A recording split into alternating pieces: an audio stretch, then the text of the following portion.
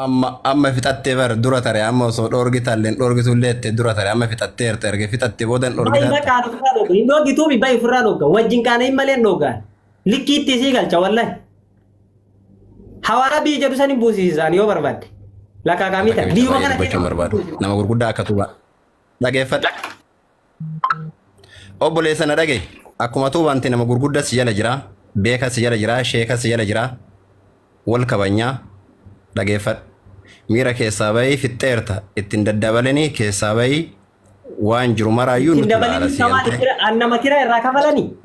Gadhageeffadhu abboo gadhageeffadhu kafaladhu rabbi fayyaa si kennan dalagattee argatte miskiinaa miti maaliif sirraa kafalan maal taate sirraa kafalan. Dhagee wanni sirraa kafalan. Dulloonni kasaa fiixee qalullee dhabdee kararra yaatee deemtu tun. Nama namee gaccadha afaaniin waan sin jedhan dhageeti. Ati anumatu beekaa hin jedhin sabboon amee cagaes nu seela taa'aa jirra si dhagaa jirraa miti jetteerta kalaas namni ni dogongora namna ta'ee namni walitti hin buune hin jiru si galtee. Dubbii qabnee waan xiqqoon fixuu dandeenyu namni namaa fixuu danda'uuf miidiyaa irra baaftanii wal arrabsuun sadarkaan isii si dabaltu hin jiru osoo arrabse. Wanni sirraa ofirraa dhooga. Ati Aashaa Sakuriitii kanaan dura ittiin dubbatin jetteerra dhoogite isillee dhiisettee bulchite. Maal si gaafadha maal toolis hin fide maal toolis hin fide rakkoon keessan maali? Dhageeffadhu. Sargii deemnet sargii erga deemneen booda gadi yaa'uu deemne. Erga gadi yaa'uu deemnee nadhitti kennaa jettu tana biloo godhu dhageeffadhu takkaffaa nadhitti kennaa jettu tana biloo godhu yoo na dhageet. Ati waa'ee namaa dhiisi ka atillee miira keessa ana wajjin miira keessa seentee nama arrabsuu barbaadde lafa si buusa. Eeshi itti fufi. Haala abdii dhaabadha mee waa takka dubbadha. Assalaamu alaikum. Waalaikum salaam warahmatullah. Garuu dhiifama sabboona dhiifama. Jedhi waan barbaadde.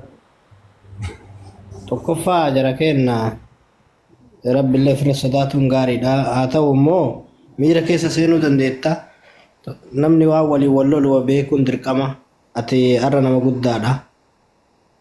Nama immoo nama hojjetatee bulu si beeyna.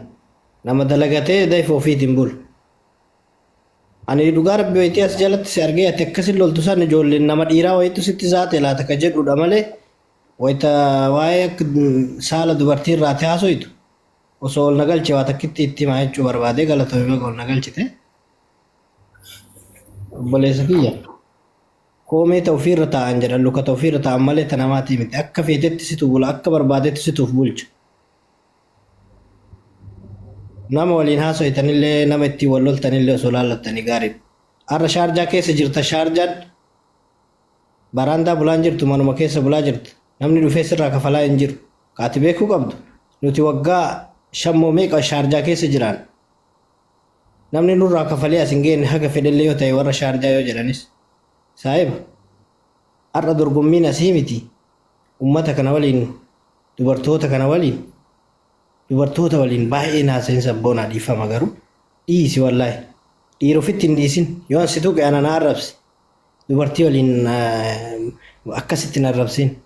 Maaliif siin jedhe beektaa kiiloo siin qabu. Baay'een bareeda. Fakkeenyaaf amma koomentii faa laalanitti akkasii shaanutti akkas laala. Hin ta'u wanni akkanaa kun.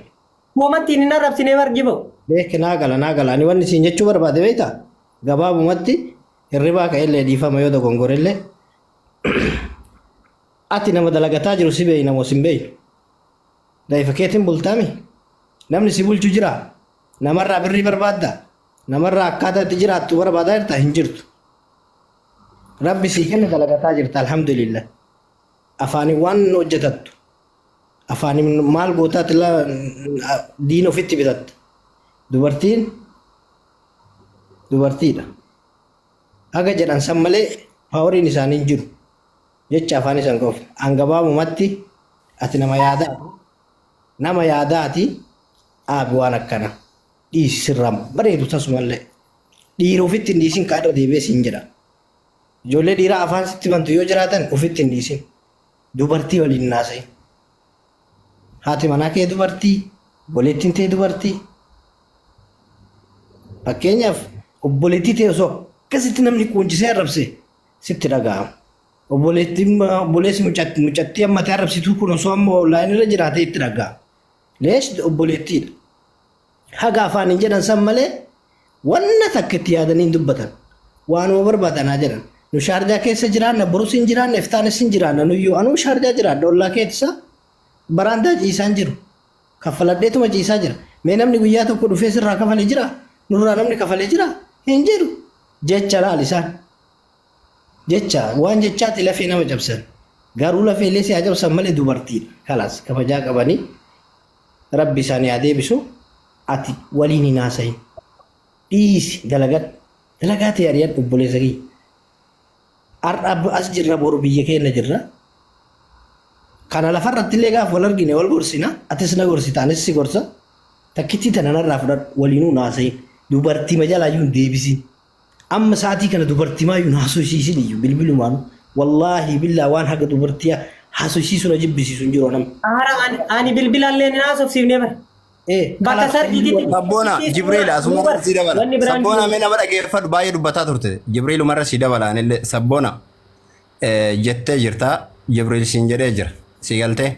Osoo dhoofte himattiin tuni darbaa takkitti irraa naftu dubartiidha. Jabduu dubartiin an jabduma jette malee an laaftuudhaan jettu na dhageeffadhu. Harki dhiiraatiif harki dubartii wal qixaa miti. Si galtee. Miira keessaatiin akkana raasaa teettee galte osoo bira geette tarii dha'uu dandeetta. Amma dhagee kaa namna kun jabaa miti ati dubartiidhaan walaltee dubartii dheessuun kabaja dhageeffadhu. Ati silaa nama dheessee jalaa garu malee osoo jarruu sitti fiiganii nama jarri na jalaa dheesse jettee leemtu kun kiiloo sin kaasu ani sitti ma dhageeffadhu yoo na jaalatte na jaaladhu na jibbi kana jibbi. Ati mataa keetii dhoogi namitti tan. Taan ufraa dhoogaa. Taafaan ufraa dhoogaa. Anaaf siifillee qixxeedha si galtee anillee hin beekaa oromummaadha muslimummaadha na dhageeffadhu buleessa kiyya na dhageeffadhu aashan hundaafuu qixxeedha si galtee ana waliin hin dhalanne na dhageeffadhu buleessa kiyya. Obbolummaa malee waan biraa waan isiidha wali qabee sirraa orga jedhee dhibbaan dhibba fudhuun qabu haa ta'u ammoo namni keessaan sabboona sagalee na qabdee abdii gaafa duraallee akkana naan jette situ nu dhoowwe har'allee deebitee naan jette si galtee maaf na deebiti dhage kalee soololtan akka maasaa jirtutti dubbiin kun waan dhaatii miti osoo naan jette anaashaa sirraa dhorguu danda'a aashaa maafa kanatti akkuma na dhagaye ka akkuma dheengaddaa san aashaan fidee dhiifama si jechisuu danda'a yoo aashi si balleesse sumayyaallee yoo taate ta'e sumayyaalleen hin beenu jenneetiin itti duuluu hin qabnu na dhageeffadhu akka nama biyya biraa taa'ee yookaan ammoo lallabuu walitti hin ta'u ati nama jechuun obboleessa kiyya nama guddaa wajjin oolullee nama biyya guddate jirullee nama gurguddaa wajjin oolta akkami gaddeebitee lallabdee dubartii arrabsite sabboona sirraan bareedu wallaahi sirraan bareedu kanaafuyyuu miira keessaa bahi. Si galtee dalagataa hartaa aashi sirraan kaffaltu na dhageeffadhu anuu sirraan kaffadhu jaartiin teetii iyyuu dhageeffadhu hojjetattee dhuftee baankii adda kaatti na dhagaye yoo walii galtanii kafalta malee hin kafaloo sin jette jaartiin teetuu mirga qabdu ofii dalagatte malee siifii miti garuu bakka ati rakkattetti biraan rakkattu aasha narraa kafalti jettee osoo ati rakkattee iyyuu sin gargaartu sitti maali akkanatti. Kanaafuu yoo miira keessa. Maal kafaltaa mee gad dhageeffadhu abboon kafaltu. Dhageeffadhu maal kafaltu. Na dhageeffadhu maal kafaltaa mee gad dhageeffadhu sabboona. Aasha waa dhuftee si kana taatti. Wallahi gaafadhu yoo rakkoo qabaatan amma irraa kafala kun mobaayil baankiin irraa yoo gatti kaate amma saaka. Sabboona atiif aasha illee naa qixxeedha. Atiif aasha ija mirgaatiif ija bitaati. Na dhageeffadhu sitti ma haqiiqa yoo barbaadda jechuudha.